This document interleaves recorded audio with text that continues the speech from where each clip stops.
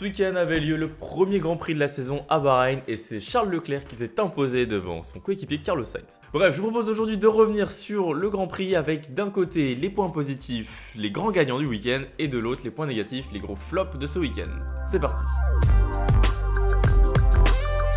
Donc on va commencer par les points positifs et on va commencer par l'écurie qui a gagné ce week-end, Ferrari. Ils nous ont confirmé les promesses des essais hivernaux de Barcelone et de Bahreïn. Ce week-end on a enfin vu les performances des voitures et il n'y a rien à dire, Ferrari était au-dessus du lot. Alors au-dessus du lot il y avait Red Bull qui les talonnait de très près, enfin Max Verstappen parce que Perez était un peu hors du coup même s'il tenait la 4ème place jusqu'à l'avant-dernier tour. Mais dans l'idée Ferrari est la première force du plateau, du moins pour Bahreïn. On a vu de toute façon dès les essais libres que Ferrari faisait des bons temps et au moment des qualifications samedi, les temps de Leclerc et Sainz, voilà, la voiture est bonne, la voiture est équilibrée, ils ont la performance et ils ont la fiabilité. Et on reviendra dessus un petit peu après. Donc Charles Leclerc il s'est imposé devant Carlos Sainz son coéquipier, un doublé pour commencer la saison chez Ferrari. Que demander de plus pour les rouges? C'est une victoire que Charles Leclerc il a amplement mérité. Il était tout le long de la course devant Max Verstappen avec parfois plus de 3, 4, 5, 6, 7 secondes d'avance sur son rival. Donc il n'y a rien à dire, la voiture est vraiment très performante, c'est les plus rapides en piste. Et même les arrêts au stand qui ces dernières années ont fait défaut à l'écurie, il n'y avait rien à dire sur ce côté-là, c'était nickel. Charles Leclerc il a su se défendre face à Max Verstappen durant les arrêts au stand. Une fois que Max Verstappen s'arrêtait en premier et qu'il revenait sur lui très rapidement, on a eu des batailles sur quelques tours, au premier virage et au quatrième, mais à chaque fois Charles Leclerc il a su prendre le dessus sur son rival néerlandais. Alors Sainz il était un peu moins dans le coup que Leclerc, il avait un peu moins de rythme, mais c'était quand même une 3ème place à la régulière qu'il devait aller chercher si Verstappen n'avait pas eu son problème, loin devant les Mercedes, loin devant Sergio Perez. Bref, les Ferrari les deux, ce sera le mot du week-end, c'est une réussite. L'autre gros point positif que j'ai voulu souligner ce week-end, c'est le retour de Haas. Alors qui aurait cru, même après les essais de Bahreïn, que Haas serait la première force du midfield. Et ce qui est encore plus fou, c'est que s'ils avaient gardé Nikita Mazepin, personne n'aurait su que Haas a une voiture aussi performante. Parce qu'on va pas se le cacher, Magnussen c'est quand même bien plus rapide que Nikita Mazepin. Kevin Magnussen c'est une 5ème place qu'il vient récolter pour Haas. Alors à la régulière, s'il n'y avait pas eu les abandons des deux Red Bull, c'était une 7ème place. Mais c'est quand même devant Pierre Gasly sur AlphaTauri et devant les deux Alpines. Le retour de Magnussen, c'est un énorme boost pour Haas. Il suffit juste de voir la tête de Günther Steiner après les qualifications pour voir à quel point c'est un retour qui est remarquable et qui est apprécié dans l'écurie. Malgré le fait que ce n'est pas très bien terminé, le retour il est réussi pour Magnussen et une 5ème place. C'est incroyable pour l'écurie qui était dernière la saison dernière, encore au fond du trou il y a 2 ans. Il n'y a rien à dire, Haas, c'est l'énorme surprise et personne n'aurait parié là-dessus. Et si on regarde Mick Schumacher, lui aussi il fait une grosse performance. C'est pas vraiment que le fait de Kevin Magnussen. Schumacher c'est 11ème, donc dans le ventre mou du midfield, s'il n'y avait pas eu les abandons, c'est que sa 2ème saison en Formule 1, faut pas en attendre non plus trop de sa part. C'est un jeune pilote et nul doute que d'ici quelques grands prix, quelques week-ends, il se mettrait dans le rythme. Et il ira peut-être chercher les temps de Magnussen. Après, il faut savoir que Haas, si on revient en 2018, c'était quand même une écurie qui était déjà très performante. Du moins en début de saison en Australie, je ne sais pas si vous vous souvenez, mais déjà avec leur partenaire avec Rich Energy, la voiture noire et dorée qui avait fait beaucoup de bruit parce qu'elle était très jolie. Ils étaient 5ème et 6ème sur la piste avant que les pit stops ne détruisent complètement leurs espoirs parce que les roues étaient mal attachées. Donc Haas, ils savent faire des bonnes voitures, ils nous l'ont prouvé en 2018 et cette année, mais le gros problème de l'écurie, c'est le développement, comprendre la voiture. Mais cette année, vu que la réglementation fait en sorte que les voitures sont plus simples, simplifié dans le modèle et dans la compréhension, on espère pour eux qu'ils vont pouvoir continuer un bon développement et s'assurer une place dans le midfield tout au long de l'année. Alors quelques mentions honorables aussi de ce week-end qui sont dans mes tops. Premièrement, Lewis Hamilton. Pareil, qui aurait cru que Lewis Hamilton serait sur le podium après les essais libres désastreux et la qualification très compliquée de Mercedes? Il vient profiter des problèmes des Red Bull, c'est évident. Mais il était là, il était pas loin, il s'est accroché à Perez et je pense vraiment qu'avec la safety car dans les 2 derniers tours, il aurait pu passer Perez avec le DRS. Donc Lewis Hamilton c'est un gros plus. Mention honorable, alors c'est pas vraiment un gagnant mais un très bon week-end, c'est Verstappen qui nous montre qu'il est encore là et qu'il va se battre cette année pour le titre. Il a une bonne voiture, encore un cran en dessous des Ferrari, mais une voiture très performante, du moins pour Verstappen parce que Perez c'était un peu plus compliqué. Mais s'ils résoudent leurs problèmes de fiabilité, il va venir chercher des victoires et ça va être une très belle bataille avec Charles Leclerc tout au long de la saison, je l'espère.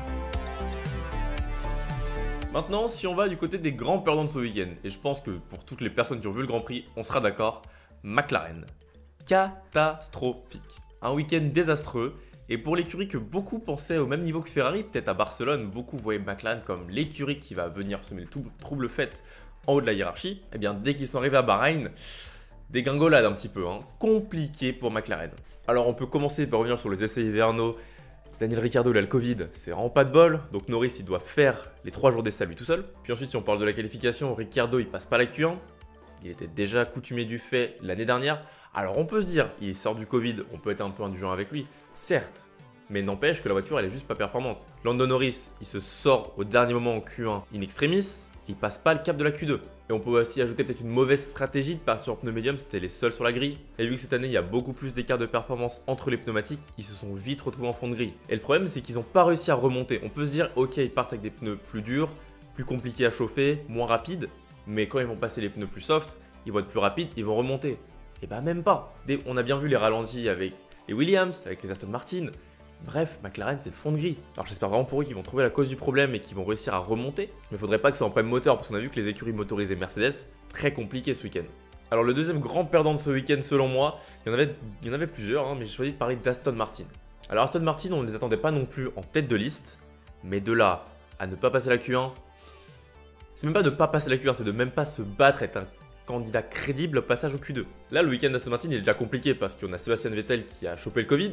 Il est remplacé par Nico Hülkenberg qui n'est pas un mauvais pilote, mais c'est un pilote qui a pas roulé des essais, qui n'a pas roulé avec les voitures de 2022. Alors certes, on peut se douter qu'il a sûrement fait du simulateur, mais entre simulateur et réalité, c'est pas la même chose. Et ce qui est fou et ce qui est vraiment très gênant, j'ai envie de dire, c'est qu'Hülkenberg, avec aucun roulage, il balance Stroll. Et ça montre que Stroll, il est pas au niveau. Et si Stroll, il est pas au niveau, on va pas pouvoir voir le réel potentiel de la voiture comme Kevin Magnussen le fait avec Haas. Parce qu'un bon pilote, il va tirer 100% de sa voiture.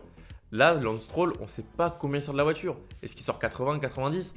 On sait pas parce qu'il se fait battre par un pilote qui n'a même pas roulé dans cette voiture. Donc on espère que ce week-end à Jeddah, Sébastien Vettel va reprendre sa place et qu'il va pouvoir pousser la voiture un peu plus longtemps, un peu plus loin en performance pour voir le vrai niveau de cette voiture.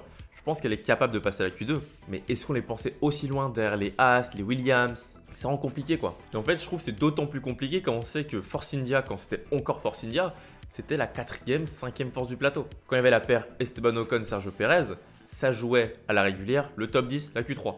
Et puis le rachat avec Racing Point. La première saison, c'était encore sur les bases de Force India, donc ça allait. Puis la saison d'après, catastrophique, ça, je crois que c'était 8e, ils ont fini. Et puis l'affaire des Mercedes Rose, la saison Covid en 2020, c'est une saison un peu à part, je trouve, parce qu'ils n'ont pas développé la voiture à proprement parler. Donc ils ont été performants, mais c'est pas leur développement. La saison dernière, on peut se dire, ils se préparaient pour 2022, donc s'ils n'ont pas les bonnes performances, c'est peut-être normal, mais là, il n'y a plus aucune excuse. Pour conclure sur les perdants de ce week-end, on va faire quelques mentions honorables. On va commencer par Red Bull. Alors jusqu'à la safety car, Red Bull, c'est très solide, hein, ça va changer une P2 et une P4. Mais la fiabilité, on a décidé autrement. D'abord parce que le bloc moteur de Pierre Gasly, il explose. Donc bloc moteur Honda, ça annonce pas que du bon. Et ça se confirmera par la suite avec les abandons successifs de Max Verstappen et Sergio Perez. Ils prennent déjà du retard à la lutte au championnat du monde. Alors le championnat est très long et c'est pas ce double abandon qui va les tuer. Mais quand même, pour le début de la saison, ça met pas une bonne dynamique. Ils partent pas du bon pied quoi. Après voilà, c'est le début de la saison, il y a des problèmes, ça arrive. Mais faut pas que ça se reproduise le week-end prochain. Le point positif, c'est qu'ils savent qu'ils ont la performance et c'est le plus important.